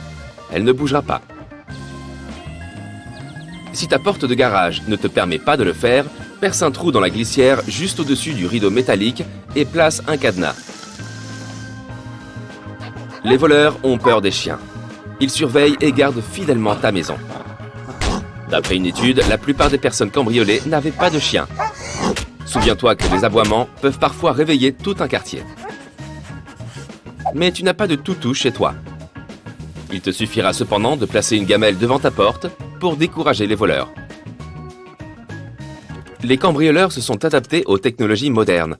4 criminels sur 5 utilisent les réseaux sociaux comme Facebook, Twitter et Google Maps pour choisir leur cible. Si tu partages une photo où figurent les clés de ta maison, un cambrioleur pourra zoomer et prendre les mesures exactes pour créer un double. Assure-toi que ton réseau sans fil est sécurisé et utilise un mot de passe complexe pendant ton absence. Les voleurs ne s'intéressent pas seulement aux objets que tu possèdes. Tes mots de passe et codes d'accès sont vulnérables avec un réseau mal sécurisé. Et prends garde aux logiciels de surveillance et autres virus d'hameçonnage. Tu as aussi la possibilité de bloquer complètement la vue de ta maison sur Google Maps. Tape l'adresse de ta maison, cherche ta résidence dans l'image, appuie Options et sélectionne Signaler un problème. Une page avec une image de ta maison s'affichera. Tu pourras alors placer un carré rouge pour couvrir ta propriété. Demande que l'image soit floutée sous l'option Ma maison et saisis ton adresse exacte. Le traitement de ta demande prendra quelques jours. Ne laisse pas la radio allumée pendant ton absence. Ça ne sert à rien. Lorsqu'ils surveillent ta maison, les voleurs prêtent attention au son de la radio et de la télévision. S'ils remarquent que tes appareils ne sont jamais éteints, ils sauront qu'ils peuvent entrer sans crainte de tomber sur quelqu'un. Une meilleure option pour te protéger est de créer ton propre enregistrement audio. Des sons d'ambiance diffusés de manière irrégulière tout au long de la journée. Avec des bruits de pas, des conversations et un chien qui aboie. Laisser tes lumières allumées ne sont pas non plus une bonne idée. Les cambrioleurs remarqueront plus facilement ta maison, surtout la nuit. Et en plus, tu recevras une facture d'électricité vraiment salée. Tu es sur le point de partir en vacances et tu dois sortir les poubelles. Si tu as de grands cartons, plie-les afin qu'ils rentrent dans ta poubelle. Cache tout ce qui pourrait indiquer que tu as des objets de valeur chez toi. Un dernier coup d'œil, toutes les portes sont verrouillées et les fenêtres sont fermées. Tu vas enfin pouvoir profiter de ton voyage. Mais pendant que tu t'amuses dans ton lieu de vacances, garde des photos sur ton téléphone jusqu'à ton retour. Tu auras le temps de les partager avec tes amis. Si tu partages tes photos pendant ton absence, tous ces préparatifs auront été inutiles. Tous les criminels de la région sauront que tu es parti. Avec 2,5 millions de maisons cambriolées chaque année aux États-Unis, sache qu'une propriété sans système de sécurité a 300% plus de chances d'être prise pour cible. À ton retour, pense à en installer un. Il te sera très utile. Regardez cette mignonne créature. Elle a l'air totalement inoffensive, n'est-ce pas? Pourtant, sachez que les apparences sont trompeuses. La pieuvre aux anneaux bleus est une espèce extrêmement venimeuse. En effet, il s'agit de l'un des animaux marins les plus venimeux au monde. Ces créatures vivent dans les fonds rocheux et rivages à marée basse et les récifs coralliens. Malgré leur petite taille de 13 à 20 cm, elles sont très dangereuses pour l'homme si elles sont provoquées, car leur venin contient une puissante neurotoxine appelée tétrodotoxine. Lorsque l'animal se sent menacé, son premier réflexe est de fuir. Mais si la menace persiste, par exemple, si vous n'abandonnez pas l'idée de ramasser le poulpe, il se met en position de défense et exhibe ses anneaux bleus. Si la pieuvre est acculée et approchée, elle peut mordre son agresseur, ce qui peut se terminer très mal. Le contact avec la tétrodotoxine peut avoir des conséquences ou graves et entraîner parfois une paralysie totale du corps, c'est-à-dire que la victime est parfaitement consciente de ceux qui l'entourent mais est incapable de bouger. La victime reste consciente et alerte, mais à cause de sa paralysie, elle n'a aucun moyen d'appeler à l'aide ou d'indiquer qu'elle est en détresse. Il est intéressant de noter que lorsqu'elle ne se sent pas menacée, la pieuvre aux anneaux bleus est marron, voire d'un ton plus pâle. Cela dit, dès qu'elle se sent en danger, elle prend une apparence psychédélique. Ce comportement est dit aposématique. En d'autres termes, l'animal arbore des couleurs vives pour avertir les autres qu'ils ne vivront pas assez longtemps s'ils s'attaquent à lui. Bien entendu, la pieuvre aux anneaux bleus n'est pas le seul animal dangereux d'apparence inoffensive. Regardez par exemple cette créature. Avec son duvet qui lui donne un air de pluche, cet animal a l'air adorable. L'envie de le toucher est irrésistible. Mais attention, le dard de la chenille velue peut être très efficace. On l'appelle la chenille-chat. Sous cette fourrure se cachent des épines dotées de cellules urticantes comme celles des méduses. Les réactions aux toxines des chenilles sont très différentes d'une personne à l'autre. Certaines personnes peuvent développer des réactions plus graves que d'autres. De plus, l'étendue des effets dépend également de l'épaisseur de la peau de la zone affectée. Dans la plupart des cas, les sensations désagréables et l'éruption cutanée disparaissent en quelques heures, ou parfois en quelques jours. L'animal suivant sur notre liste est la grenouille de la famille des Dendrobatidae. Il existe plus de 170 espèces de ces grenouilles, et, curieusement, toutes ne sont pas vénéneuses. Celles qui le sont sécrètent des toxines extrêmement dangereuses à travers leur peau. La bonne nouvelle, c'est que les grenouilles n'utilisent jamais ces toxines pour chasser ou attaquer, mais uniquement pour se défendre. Les experts n'en sont pas certains, mais ils supposent que la capacité des grenouilles à produire ces toxines pourrait provenir d'un régime alimentaire riche en animaux contenant des toxines, comme les mille-pattes ou les fourmis. Les peuples indigènes d'Amérique centrale et d'Amérique du Sud frottent leurs flèches et leurs fléchettes sur les grenouilles pour obtenir une pointe empoisonnée. Ce qu'il faut retenir, si vous touchez une de ces grenouilles, demandez immédiatement de l'aide. Surtout s'il s'agit de la coquille de Colombie, la plus toxique de toutes. La seiche flamboyante est la seule espèce de seiche venimeuse connue. Cette créature possède des tissus musculaires incroyablement venimeux, malgré sa taille minuscule, de 5 à 8 cm maximum. Il s'agit d'un animal sous-marin brun foncé doté de 2 tentacules à bout aplati et de 8 bras équipés de ventouses. Ces bras contiennent parfois du violet et du jaune. Quoi qu'il en soit, le mieux est d'éviter de s'approcher de ces créatures intrigantes, et vous serez en sécurité. Escargot prédateur, le cône est un animal très lent. C'est la raison principale pour laquelle ils n'ont aucun moyen de capturer leur proie mécaniquement. Ils ne sont pas capables d'attraper un autre animal ou de le mordre. Par conséquent, cet escargot marin a développé un venin puissant qui l'aide à survivre. Fait fascinant concernant ces créatures. Parmi près d'1 millier d'espèces, les toxines produites par chacune d'entre elles sont toutes différentes. Bien que le cône conique n'ait pas de croc, ils possèdent une dent en forme de harpon recouvert de venin, qu'ils utilisent même pour piquer leur proie. Une structure en forme de tube se trouve à l'extrémité d'un bulbe à venin. Cette dent peut jaillir du tube à une vitesse stupéfiante de 643 km/h. Le fait d'être lent ne dérange donc pas ces escargots marins. Et comme chaque espèce a un venin qui lui est propre, certaines d'entre elles peuvent infliger une piqûre mineure, tandis que d'autres peuvent nuire gravement à votre santé. Par exemple, pour ce petit escargot qui vit dans les récifs, le venin que sa dent en forme de harpon libère en piquant sa proie n'a pas de remède connu à ce jour. Si l'on vous parle de poisson-globe, vous imaginez probablement une créature en forme de ballon, recouverte d'impressionnantes épines. Sachez que sous ces drôles de pics se cache une créature vicieuse. La partie la plus dangereuse de cette créature est son poison, considéré comme l'un des, sinon le, plus dangereux et le plus puissant au monde. La bonne nouvelle, c'est que vous ne serez pas empoisonné si vous ne mangez pas le poisson. Mieux vaut donc s'en tenir au rouleau californien. Maintenant, regardez cet insecte et essayez de ne jamais vous en approcher. Il s'agit du frelon géant japonais. Cette créature de taille monstrueuse, qui peut atteindre près de 5 cm de long, est connue pour être très agressive. Son dard impressionnant contient suffisamment de venin pour rendre la piqûre très, et je dis bien très, douloureuse. Certaines personnes ne survivent pas à la piqûre de cet insecte. Même si son venin n'est pas le plus puissant qui existe, la grande taille de la créature rend la dose importante. De plus, si ce n'est pas un, mais plusieurs frelons qui vous attaquent, les conséquences risquent d'être dramatiques. Le frelon géant n'est pas nécessairement hostile aux personnes ou aux autres animaux, mais il vous piquera si vous le provoquez. Ah, cette magnifique créature d'un bleu éclatant est appelée le dragon bleu. Malgré ce nom effrayant, cette créature est en fait minuscule et n'est généralement pas plus grosse qu'un grain de raisin. Vous pouvez le trouver sur la plage ou flottant à côté de vous, dans l'eau. Mais n'oubliez pas une chose, aussi jolie que soit cette petite limace, ne la touchez jamais. Malgré sa taille minuscule, sa piqûre peut faire très mal. Et tout cela à cause de leur régime alimentaire. Leur plat favori est la galère portugais, une méduse dont le venin paralyse les petits vers, les poissons et crustacés. Les dragons bleus utilisent d'abord du mucus pour neutraliser les fameuses cellules urticantes de la méduse.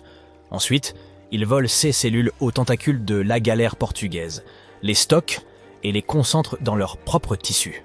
Elles libèrent ensuite ces cellules urticantes en ça de contact, ce qui rend leur piqûre encore plus puissante, voire pire que celle de la galère portugaise elle-même. Ces créatures impressionnantes sont également extrêmement sournoises. Et elles sont de couleur vive, mais sont des maîtres du déguisement. En effet, ce bleu éclatant se trouve en fait sur leur ventre. Lorsqu'elles flottent sur le dos, elles se fondent dans l'eau, mais leur dos gris leur sert de camouflage à la surface de la mer. Originaire d'Australie, la méduse Irukandji est minuscule et semble totalement inoffensive. Pourtant, les apparences sont trompeuses, et ce petit être, de la taille de l'ongle d'un pouce humain, est en réalité extrêmement dangereux. Pendant la saison haute, qui s'étend de novembre à mai, des tonnes de plages sont fermées à cause de ces petites créatures. Ce qui rend ces méduses particulièrement dangereuses, c'est leur taille miniature. Les gens ne les remarquent tout simplement pas lorsqu'ils se baignent. Une tranche de fromage n'est pas quelque chose que l'on s'attend à trouver sur sa voiture. Aussi hilarant que ça puisse paraître, ça pourrait indiquer quelque chose de dangereux. Une femme racontait cette histoire sur Internet. Au début, elle pensait simplement qu'un gamin lui avait fait une farce. Elle a décidé d'appeler une amie pour lui demander de l'aider à nettoyer sa voiture. Mais lorsqu'elles ont commencé à retirer le fromage, elles ont remarqué quelque chose d'étrange 2 places de stationnement plus loin. Elles se souviennent avoir vu arriver une camionnette blanche. À l'intérieur, des hommes les regardaient fixement. Comme elles n'étaient pas seules, elles ont décidé de finir de nettoyer. Même si elles ne se sentaient pas à l'aise à l'idée d'être observées. Il leur a fallu près d'1 heure pour gratter tout le fromage qui avait déjà fondu sous la chaleur du soleil.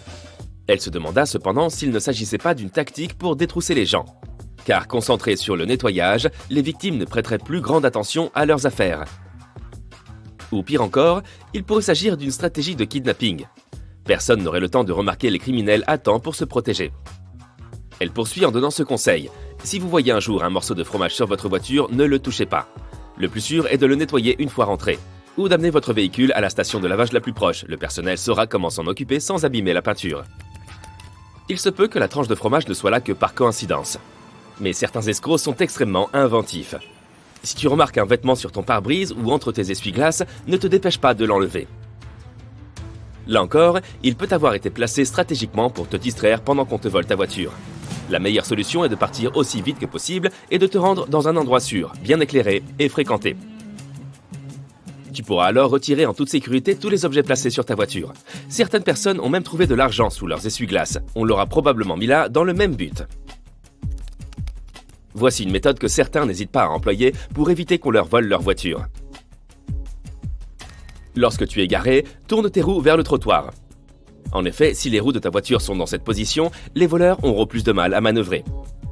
Et il leur faudra donc plus de temps et d'énergie pour s'en aller. Du coup, il y a moins de chances qu'ils la prennent pour cible. Une autre femme s'est souvenue avoir trouvé une serviette en papier sous la poignée de sa portière. Mais elle n'y a pas prêté attention. Elle l'a enlevée et a continué sa journée. Cependant, quelques heures plus tard, elle s'est retrouvée à l'hôpital, se plaignant de douleurs à la main et d'essoufflement. Les médecins ont découvert qu'elle avait été empoisonnée par une substance inconnue. Hélas, les escroqueries sont de plus en plus fréquentes de nos jours. Et celles en ligne arrivent en tête de liste. Tu peux faire l'objet d'une escroquerie par hameçonnage, par exemple lorsque tu reçois un email d'une personne que tu crois connaître. Il peut s'agir de ton comptable, d'un collègue ou d'un commerce où tu fais souvent tes courses. Mais si tu fais bien attention à l'adresse mail, tu remarqueras facilement que quelque chose ne va pas. Il peut s'agir d'une lettre modifiée ou d'un nom mal orthographié. On te demandera diverses choses dans ce type d'email. Il peut s'agir d'informations privées, une adresse ou un mot de passe, ou même une demande de paiement. D'autres te proposeront des coupons ou des cartes cadeaux. Si tu cliques sur un lien, ton ordinateur pourra être infecté. Il s'agit de l'arnaque en ligne la plus courante de nos jours. Les autorités affirment que plus de 114 700 personnes en ont été victimes en 2019. Leurs pertes ont été estimées à environ 57,8 millions de dollars. Ensuite, il y a les faux sites d'achat. Pour t'assurer que tu es toujours sur le bon, vérifie bien l'URL. Si l'adresse du site web est légèrement différente, tu n'es sans doute pas au bon endroit et tu es probablement sur le point de te faire arnaquer. Tu peux acheter quelque chose sur ces sites, mais il y a de fortes chances que tu ne reçoives rien du tout ou dans le meilleur des cas, un faux article. Tu as déjà entendu parler de form jacking? Cela se produit lorsqu'un commerce s'est fait pirater. Une fois que tu as fini d'ajouter tous tes articles dans ton panier, tu es redirigé vers une page frauduleuse. L'escroc a alors accès à tes informations de paiement, comme ton nom, ton adresse et les infos de ta carte de crédit. Pour plus de sécurité, il convient de vérifier l'URL de la page de paiement avant de saisir toute information sensible. Les arnaques à l'assistance technique se montrent encore plus créatives. Dans ce cas, tu pourras même recevoir un appel t'informant que ton ordinateur a été infecté par un virus dangereux, qui risque d'endommager ton appareil ou de détruire toutes les données qui y sont conservées. L'escroc peut alors te demander de télécharger une application qui lui permettra d'accéder à ton ordinateur, même s'il se trouve à l'autre bout du monde. Il installera ensuite un vrai virus sur ton PC pour te convaincre. Cela lui permettra de faire croire qu'il y a effectivement un problème. L'étape suivante et finale, demander une somme d'argent pour réparer le problème. Si tu soupçonnes que ton appareil est compromis, contacte toujours un revendeur ou un service d'assistance technique certifié. Ce type d'entreprise ne te contactera jamais à l'improviste. Ce type d'escroquerie repose sur nos émotions et cible en général les personnes les plus âgées. C'est pourquoi on la surnomme l'arnaque pour grands-parents. La personne recevra un appel de quelqu'un qui prétendra être un de ses petits-enfants ou un autre membre de sa famille en détresse. L'escroc lui demandera ensuite de l'argent pour diverses raisons. Par exemple, pour sortir de prison, quitter un pays étranger ou payer une facture d'hôpital. Les escroqueries de personnes âgées sont de plus en plus nombreuses. En 2017, les pertes liées à ces escroqueries se sont élevées à 26 millions de dollars. En 2018, elles ont presque doublé, atteignant 41 millions de dollars. Si tu te trouves dans une situation similaire, essaie de ne pas agir immédiatement. Demande à la personne des informations qui pourraient t'aider à confirmer son identité. Il peut également être judicieux de s'informer auprès d'un autre membre de sa famille avant d'envoyer de l'argent à un inconnu. L'arnaque par Google Voice est aussi facile qu'efficace. Pour les escrocs, bien sûr. Voici comment ça marche. Il se peut que tu aies publié ton numéro de téléphone sur un site pour diverses raisons. Tu cherches peut-être à vendre quelque chose ou à offrir un service. Les escrocs s'empareront de cette information et t'appelleront pour vérifier si tu n'es pas toi-même un escroc. C'est de la psychologie inversée. Ils te demanderont de leur transmettre un code de vérification Google. En réalité, un compte Google Voice sera créé à ton nom. Les escrocs pourront ainsi arnaquer d'autres personnes en se faisant passer pour toi. Ils utiliseront simplement ton nouveau compte. Règle numéro 1, ne jamais partager un code de vérification avec qui que ce soit. Les CV en ligne ne sont pas très sûrs non plus, car ils peuvent fournir certaines données sensibles aux escrocs. Ils essaieront de te contacter en se faisant passer pour des recruteurs. Certains prendront même le temps de te faire passer un entretien. La plupart prétendront proposer des postes bien rémunérés que tu trouveras sans aucun doute intéressants. Mais le hic, c'est qu'avant de te présenter les documents d'embauche, on te demandera de l'argent pour des frais de participation ou même pour l'installation de ton futur bureau à domicile. Pour être sûr de toujours être en sécurité, crée une adresse électronique que tu n'utiliseras que pour ta recherche d'emploi. De cette manière, ton adresse mail personnelle ne sera pas répertoriée et tu seras à l'abri de ce genre d'escroquerie. Demande toujours aux recruteurs de confirmer par email les informations qu'ils t'ont communiquées au téléphone. S'il s'agit d'une entreprise que tu connais bien, tu peux aussi contacter leurs ressources humaines afin de vérifier que ce qui t'est demandé est conforme à leur politique de recrutement. Bienvenue chers invités et bienvenue au Simp Aquarium. Ici, vous allez pouvoir admirer les créatures marines et océaniques les plus dangereuses qui soient. Mais ne vous laissez pas induire en erreur par ce que j'ai dit. Il est fort possible que vous croisiez l'une de ces créatures sous-marines lors d'une banale promenade à la plage. Alors, regardez-les attentivement dès maintenant et vous pourriez bien éviter le pire. Est-ce un poisson ou un vieux caillou? Ce que tu observes est communément appelé le poisson-pierre, ou encore cynancée pour les intimes. Si tu aimes la plongée et l'observation des fonds marins, tu en as peut-être déjà croisé un sans même t'en apercevoir. Son apparence fait qu'il est presque impossible de le distinguer de n'importe quelle autre pierre, en raison de sa coloration grise et de son aspect tacheté. Surtout si tes lunettes de plongée sont un peu embuées.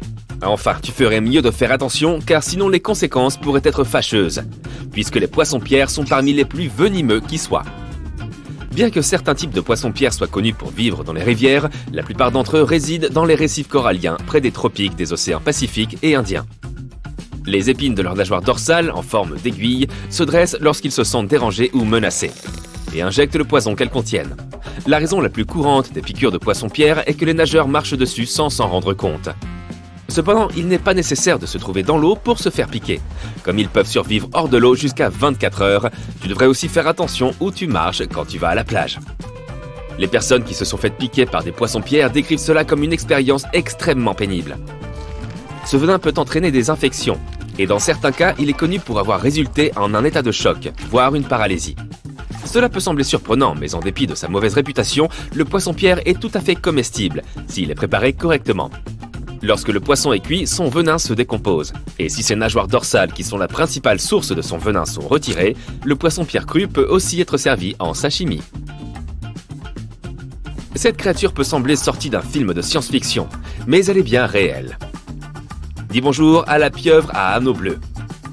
Ne te laisse pas abuser par sa petite taille, qui peut aller de 12 à 20 cm en comptant les tentacules, car ces petites bêtes sont bourrées de venin, capables d'affecter jusqu'à 26 personnes en quelques minutes. Tout comme les poissons-pierres, les pieuvres à anneaux bleus se trouvent dans les océans Pacifique et Indien, du Japon à l'Australie. Elles vivent généralement dans les récifs coralliens et les zones rocheuses du fond des mers. On peut aussi en trouver dans les mares résiduelles, les herbiers marins et les lits d'algues. Les pieuvres à anneaux bleus ne sont pas agressives par nature.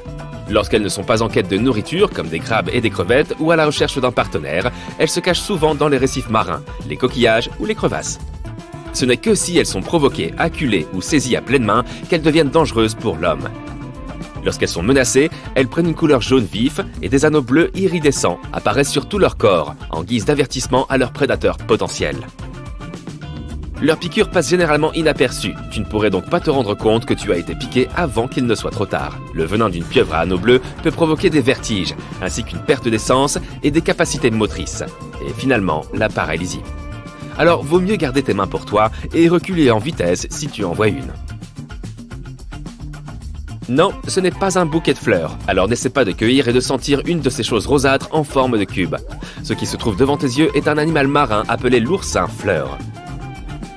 Il a peut-être l'air magnifique, mais ne te laisse pas tromper par son apparence. Il a été nommé l'oursin le plus dangereux dans le Guinness Book des records en 2014. Les oursins-fleurs habitent les zones tropicales du bassin Indo-Pacifique et vivent généralement dans les récifs coralliens, les rochers, le sable et les herbiers marins à des profondeurs de 0 à 90 mètres. Leur caractéristique la plus remarquable est leur pédicellaire, qui sont des organes défensifs en forme de griffes, que l'on trouve aussi chez les étoiles de mer. Ce qui les différencie de tous les autres oursins est le fait que leurs pédicellaires sont, comme leur nom l'indique, en forme de fleurs, et généralement de couleur blanc-rosé à blanc jaunâtre avec un point central violet. Cachés sous ces fleurs, ils disposent également d'épines courtes et émoussées. Bien que de nombreux oursins délivrent leur venin au moyen de ces épines, les oursins-fleurs le font au moyen de leurs pédicellaires ou fleurs. Si elles ne sont pas dérangées, les extrémités de ces fleurs présentent généralement une forme élargie en coupe ronde. Leur surface dispose de minuscules capteurs avec lesquels ils peuvent détecter les dangers. Et lorsqu'elles entrent en contact avec de telles menaces, ces fleurs se referment immédiatement et commencent à injecter leur venin. Ce qui est curieux, c'est que les petites griffes de ces fleurs peuvent parfois se détacher de leurs tiges, s'accrocher au point de contact et continuer à injecter du venin pendant des heures à quiconque les a touchées. On dirait une flaque géante de glace à la framboise fondue, non? Tu aimerais bien, sauf que c'est une méduse à crinière de lion, aussi appelée cyanée capillaire.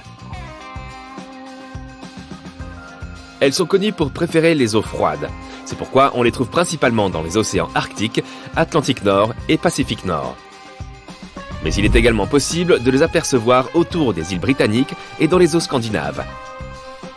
La méduse à crinière de lion est l'une des plus grandes espèces connues de méduses. Elles doivent leur nom à leurs longs tentacules, semblables à des cheveux, qui peuvent atteindre une longueur de 3 mètres. Et bien que le diamètre moyen de la cloche d'une méduse à crinière de lion soit d'environ 50 cm, elle peut parfois atteindre un diamètre de plus de 2 mètres. La plus grande méduse à crinière de lion jamais observée a été vue en 1865 au large des côtes du Massachusetts. On a mesuré qu'elle avait des tentacules d'environ 36 mètres de long pour un diamètre de plus de 2 mètres. Pour te donner un ordre de grandeur, elle était plus longue qu'une baleine bleue. Les méduses à crinière de lion chassent en étendant leurs tentacules tout autour, créant ainsi un piège pour attraper leur nourriture. Comme elles disposent d'environ 1200 tentacules urticants, il faudrait un poisson extrêmement chanceux pour espérer leur échapper. La piqûre d'une méduse à crinière de lion ne présente généralement pas un danger mortel, mais il faut tout de même éviter de nager à travers ses tentacules, car cela peut s'avérer très douloureux pour les humains. Et si tu en vois une échouer sur la plage, mieux vaut ne pas la toucher, car elle peut te piquer encore longtemps après avoir été rejetée sur le rivage. Fait amusant, la méduse à crinière de lion apparaît dans l'histoire de Sherlock Holmes, la crinière du lion, en tant que suspecte. Mais ne t'inquiète pas, nous ne donnerons aucun spoiler. Le dernier animal marin que tu observes à présent est un serpent de mer. Et oui, ils sont différents des anguilles. Il existe 69 espèces identifiées de serpents de mer. La plupart d'entre eux se trouvent dans les eaux tropicales et subtropicales des océans Indien et Pacifique. Et ils existent depuis des millions d'années. Pour faciliter les choses, les scientifiques ont séparé toutes les différentes espèces de serpents de mer en 2 catégories. Les vrais serpents de mer et les tricots rayés. Alors que les vrais serpents de mer passent presque tout leur temps en mer, les tricots rayés peuvent aussi ramper sur la terre ferme. Si tu vois un serpent sur la plage, tu peux déterminer s'il s'agit d'un serpent de terre ou de mer en regardant sa queue. S'il ressemble à une pagaie, alors c'est un serpent de mer que tu as là. Mais assure-toi de garder tes distances dans les 2 cas. Tous les serpents de mer doivent faire surface régulièrement pour respirer, car ils n'ont pas de branchies. C'est pourquoi tu pourrais en croiser un pendant que tu nages. Si cela arrive, tu ferais mieux de t'éloigner le plus vite possible, car la plupart des serpents de mer ont davantage de venin que le cobra ou le crotale moyen. Cependant, comme ils n'attaquent que s'ils sont provoqués, les morsures sont assez rares. Un autre fait anodin sur les serpents de mer, ce sont les seuls reptiles à donner naissance dans les océans. La majorité des serpents de mer gardent les œufs en eux et donnent naissance à des petits serpents presque déjà formés tout en nageant. Mais ce n'est pas le cas du tricot rayé à lèvres jaunes. Ils se rendent sur la terre ferme pour pondre leurs œufs. Difficile de savoir si un œuf est encore bon, surtout si on ne voit plus la date de péremption sur le carton. Si tu veux faire un œuf dur mais qu'il traîne depuis longtemps dans ton frigo, assure-toi qu'il ne flotte pas dans l'eau. Les œufs frais ou relativement frais coulent. Si tu dois faire des œufs brouillés, c'est beaucoup plus simple. Il suffit de sentir l'odeur des œufs pour savoir s'ils sont encore bons.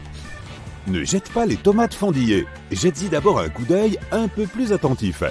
Oui, les grandes fentes dans les légumes peuvent être dangereuses puisqu'elles attirent les mouches et favorisent la formation de moisissures et le développement de bactéries. Mais les petites craquelures ne te feront pas de mal. Si tu es particulièrement prudent, il suffit de couper la partie fissurée et d'utiliser le reste du fruit, sauf en cas de mise en conserve. Les tomates risqueraient d'exploser. Les bananes, les pommes et les pommes de terre brunissent et il n'y a aucun mal à ça. C'est un processus complètement naturel. Quand ces aliments sont exposés à l'air, l'intérieur s'oxyde, d'où le brunissement. Il y a une façon de prévenir cette réaction. Tu peux mettre un peu de jus de citron sur tes pommes par exemple. Tu peux aussi simplement les mettre au frigo. Imagine, tu rentres chez toi après avoir été au supermarché. Ton sac de courses se casse et tous tes achats se répandent sur le trottoir.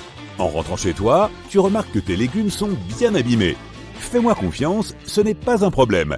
Oui, leur structure est endommagée, mais ils sont encore parfaitement comestibles. Il vaut mieux cependant éliminer les parties abîmées, puisqu'elles sont propices au développement des microbes.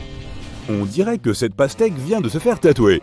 Le résultat est vraiment cool, mais les pastèques ne vont pas chez le tatoueur, et la seule décoration que les commerçants peuvent y ajouter, c'est un code barre. Ce motif indique que la pastèque est en quelque sorte malade. Officiellement, il s'agit du virus mosaïque, et il se développe sur des citrouilles et autres légumes. Bonne nouvelle, tu peux encore manger ta pastèque, et le virus ne te fera pas de mal, à moins que tu ne fasses partie de la famille des cucurbitacées et que tu sois une citrouille ou un potiron. Oui, ça paraît fou, mais ton lait pasteurisé fermenté ne va pas te faire de mal. Tu n'aimeras probablement pas l'odeur, et si vraiment l'odeur ne te convainc pas, tu peux t'en servir pour faire du fromage maison ou des pancakes.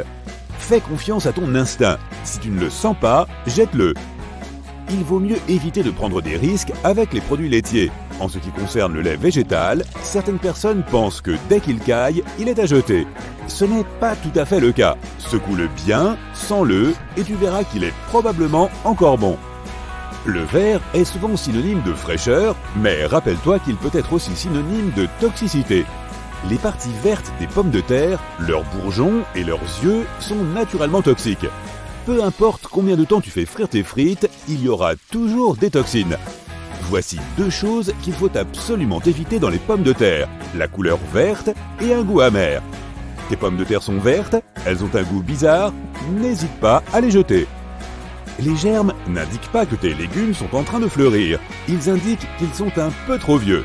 Tu sais ce que ça veut dire ? Eh oui, c'est l'heure de les jeter.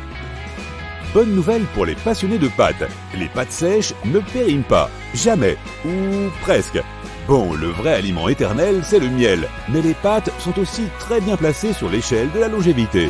Elles n'aiment pas trop l'air et l'humidité, donc il vaut mieux conserver des boîtes de pâtes fermées qui dureront environ 2 ans, alors que des paquets de pâtes ouverts dureront environ 1 an. Tu profites de tes vacances aux Caraïbes, la nature est luxuriante. Regarde cet arbre plein de fruits délicieux, tu veux en cueillir un ? Pop, pop, pop, pas si vite. Il y a même un panneau qui dit « Manzanillier, toxique ». Et oui, le panneau est aussi traduit en espagnol et en allemand pour que tout le monde soit au courant. Ces fruits ressemblent à de simples pommes, mais à moins que tu ne veuilles mettre fin à tes jours parce que tu as fait tout ce que tu voulais dans la vie, il ne faut surtout pas en manger. Il ne faut pas les toucher non plus, et ne t'approche surtout pas de l'arbre. Oui, presque toutes les parties de cet arbre peuvent te faire du mal. Il y a un autre problème, c'est vraiment compliqué de s'en débarrasser. Lorsqu'on coupe l'arbre, un liquide blanchâtre jaillit du tronc. Le résultat est peu réjouissant, des cloques et des brûlures. Petit bonus, si une goutte de ce liquide entre en contact avec tes yeux, tu vas devenir aveugle pendant quelques temps. Bonne nouvelle, il existe tout de même une technique pour contrôler ces arbres. Il faut d'abord les brûler à la base, en restant de préférence à distance. L'arbre tombe et il faut le laisser sécher au soleil pendant quelques temps. Une fois sec, l'arbre peut être coupé sans danger. Il existe d'ailleurs des meubles en bois de manzanillier qui ne sont pas dangereux, étrangement. Voici un ballon de foot, et voici le fruit du football. Le premier peut te faire du mal si tu t'en prends un dans la tête, mais le deuxième est légèrement plus dangereux, même s'il n'en a pas l'air. Le fruit du football est un autre exemple d'aliment à éviter. Les chefs doivent vraiment connaître toutes les caractéristiques des aliments. Les graines de ce fruit sont hautement toxiques. Malgré tout, les gens ont appris à utiliser les parties vénéneuses pour des raisons médicales et même en cuisine. Par exemple, le fruit du football est utilisé contre les parasites et pour conserver le poisson dans les Philippines. Le guacamole, c'est meilleur quand c'est fait avec des avocats bien crémeux. Mais parfois, ces avocats bien mûrs ont des points ou des lignes marron dans la chair. Pas d'inquiétude, ils sont toujours comestibles, mais le goût ne sera pas des meilleurs. Si tu veux faire une salade d'avocat crevettes, attention à ce trait marron sur le dos des crevettes. C'est leur tube digestif. Et en le cuisant, il se défait de toutes les bactéries. Mais ça donne pas envie, n'est-ce pas ? Ah, et c'est quoi ce machin blanc plein de trous dans ta mangue ? Ce n'est pas le noyau, mais ça y ressemble. En réalité, il s'agit simplement d'une partie de la mangue particulièrement riche en féculents. C'est comestible, du moins tout autour de la partie blanche. Tu coupes une pêche en deux. Le noyau est bizarre. La zone tout autour est toute bosselée et le noyau lui-même s'est fissuré. Ça, c'est rigolo. Cette fissure dans le noyau est probablement apparue quand la pêche était encore sur l'arbre. Et toute cette matière bizarre juste autour est le signe que la pêche a essayé de réparer les dégâts. Encore une info sur les pêches. Les points noirs sur la peau. Je mange ou je jette ? Je mange. Mais n'oublie pas de l'éplucher avant. Si la chair de la pêche a l'air tout à fait bonne, n'hésite pas à la manger. Encore une fois, suis ton instinct, et ton nez aussi probablement, et ta langue. Si le goût est normal, il n'y a aucun problème. Ça, c'est une question fréquente. La tavelure, elle ne pose aucun problème, même s'il s'agit d'un champignon. De l'extérieur, ce n'est pas particulièrement appétissant, mais on s'en fiche. L'important, c'est que la pomme soit toujours délicieuse. Encore une fois, il vaut mieux enlever les parties touchées. Et que se passe-t-il si les fraises dans ton frigo sont mouillées et qu'on dirait qu'elles trempent dans du jus? Alors oui, ça c'est un signe, il faut s'en débarrasser. Elles ont traîné dans ton frigo trop longtemps et elles sont vulnérables aux germes. De plus, elles n'auront pas le même goût que quand elles étaient fraîches et belles. Envie d'un peu de saumon? Ah oui, si tu le fais cuire au four ou à la poêle, tu remarqueras une substance blanchâtre qui émane de la chair. Tu sais ce que ça veut dire? Prends tes couverts et prépare-toi à te régaler. Cette substance est composée de protéines coagulées et elle est parfaitement comestible. Bon appétit! Tu te souviens? Il ne faut pas manger de pommes de terre germées. Oui, mais les patates douces germées sont encore bonnes à manger et le goût ne change pas. En réalité, même les germes sont comestibles. Mais bon, soyons prudents et jetons-les quand même dans le doute. En Arizona, assure-toi qu'il n'y a pas d'âne endormi dans ta baignoire après 19h. Cette loi date de 1924 et remonte à un incident survenu lors d'une inondation. Un marchand laissait souvent son âne dormir dans sa baignoire. Comme elle n'était pas fixée au sol, elle pouvait facilement être déplacée. Une nuit, alors que la pluie tombait à verse, l'âne endormi a été emporté par les eaux torrentielles. Il a traversé la ville et s'est retrouvé dans une vallée à 1,5 km de chez lui. L'âne était coincé dans la baignoire et ne pouvait rien faire.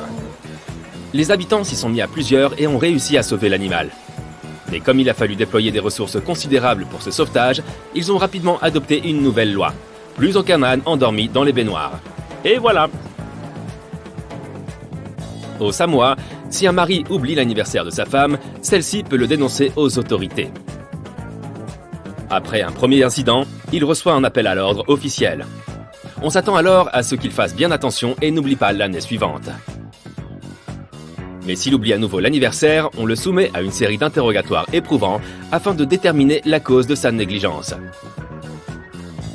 Selon les raisons qu'il présente, il peut même faire face à de graves conséquences. Et imagine quand il rentre chez lui.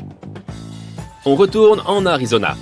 Il te faut un permis spécial si tu veux faire enlever un cactus saguaro de ta propriété. Le retirer sans autorisation peut te valoir jusqu'à 3 ans de prison. Ce cactus peut vivre près de 200 ans. Et si la loi est si stricte concernant leur conservation, c'est qu'ils ne peuvent pas produire de graines jusqu'à l'âge de 35 ans. Tu visites un jour la magnifique plage qui borde la ville italienne d'Eraclea. Et bien sûr, tu as apporté ton seau. Mais tu ne t'aventures pas à faire des châteaux de sable. On les considère comme dangereux dans cette région. Alors cette fois-ci, laisse ton seau à la maison. Car tu risques de payer une amende de près de 250 €. Lorsque tu conduis ou que tu fais une randonnée dans les bois aux États-Unis, tu peux voir parfois d'étranges marques violettes peintes sur les clôtures, les poteaux ou même les arbres. Dans plusieurs États, ces marques signalent une interdiction de pénétrer dans une propriété privée. On utilise de la peinture au lieu de panneaux. Car c'est moins cher et c'est plus efficace à long terme. Ce système a été mis en place dans 15 États lors de la dernière décennie. Et on s'attend à ce que d'autres États l'adoptent à leur tour. Fais donc bien attention si tu vois cette couleur quand tu voyages dans le pays. Un jour, les autorités de Singapour ont remarqué qu'elles dépensaient environ 150 000 $ par an pour nettoyer les chewing-gums. On ne les trouvait pas seulement sous les chaises et les tables. Il y en avait aussi dans les rames de métro, sur des capteurs, et ça provoquait des retards. En 1992, les chewing-gums ont donc été officiellement interdits. Les autorités ne sont pas si sévères envers les touristes, même si une seule petite quantité est autorisée par personne. Et les dentistes ont le droit d'en prescrire à leurs patients pour leur hygiène dentaire. Il y avait un autre problème à Singapour, concernant cette fois la propreté des toilettes publiques. Les autorités se sont aperçues qu'elles étaient souvent beaucoup trop sales d'un bout à l'autre du pays. Et cela risquait de ternir leur réputation de pays parmi les plus propres du monde. Ils ont donc mis en place un système de surveillance et embauché des agents de toilettes. Ces agents surveillent les toilettes et s'assurent de leur propreté. Les chefs d'entreprise qui ne respectent pas les normes d'hygiène sont verbalisés. Tu marches dans une rue animée de Thaïlande. Soudain, tu fais tomber un de tes billets. Le vent se lève et l'emporte. Alors tu te mets à courir derrière lui. Tu parviens à le rattraper. Mais surtout, n'utilise pas ton pied. Il est absolument interdit de marcher sur les billets, car on considère que les pieds sont vils et sales en Thaïlande. Et tu ne dois pas toucher du pied les billets thaïlandais. C'est parce qu'ils sont à l'effigie de personnes importantes. Quelle que soit la valeur de ton billet, ne marche pas dessus. Tu risquerais de te retrouver en prison. Tu roules à toute vitesse sur une autoroute allemande. C'est l'un des derniers endroits au monde où tu peux conduire aussi vite que tu le souhaites. Mais tandis que tu fonces, ta jauge t'indique que ton réservoir est vide. Alors tu t'arrêtes. Si ce n'est pas un gros problème ailleurs, ici on considère cela comme un risque évitable. Tu devras payer 80 € pour ne pas avoir pris la précaution de faire le plein quand tu en avais l'occasion. Parmi les autres règles en vigueur sur l'autoroute, on trouve l'interdiction de se garer, de faire marche arrière et même demi-tour. Dans les années 40, 2 marchands de cornichons essayent de se faire de l'argent dans le Connecticut. Leurs produits n'étaient pas très frais, mais ils s'efforçaient quand même d'écouler leur stock périmé. Bientôt, ils se sont fait prendre, et une nouvelle loi a été adoptée afin d'éviter ce problème. On imposait désormais ce qui suit. Pour que des cornichons puissent être vendus, ils devaient pouvoir rebondir. À l'époque, c'était le meilleur moyen de vérifier s'ils étaient propres à la consommation. Mais les méthodes de conservation ayant progressé, cette loi a été oubliée. Elle est cependant toujours en vigueur aujourd'hui. Tu es à New York tard dans la nuit. Tu dois vite te rendre dans un magasin. Inutile de mettre tes chaussures. Tant d'efforts pour un si court trajet. Mais tandis que tu traverses la rue, des policiers t'arrêtent soudain. Tu ne comprends pas, tu n'as rien fait de mal. Mais ton délit est d'être en pantoufles après 22 heures. Cette loi existe car on pense que les pantoufles malodorantes attirent les rats et autres vermines. Mais tu as tout à fait le droit de porter ton pyjama en public. Tu conduis sur les routes sablonneuses d'Australie occidentale. Tu caches quelque chose d'illégal dans ton véhicule. Tu conduis avec prudence, espérant ne pas attirer l'attention. Mais soudain, les autorités du commerce de la pomme de terre te demandent de t'arrêter. Ils fouillent ton véhicule et découvrent que tu transportes plus de 50 kilos de patates.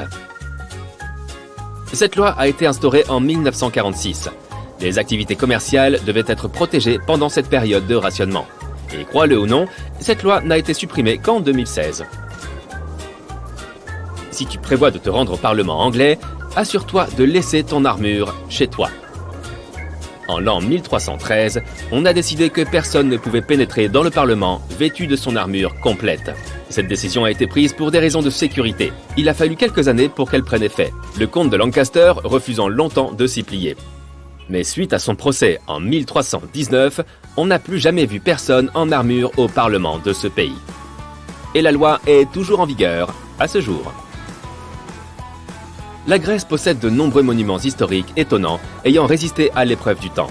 Mais la plus grande préoccupation pour leur pérennité est le tourisme. On a donc interdit le port de talons hauts sur tous les sites historiques.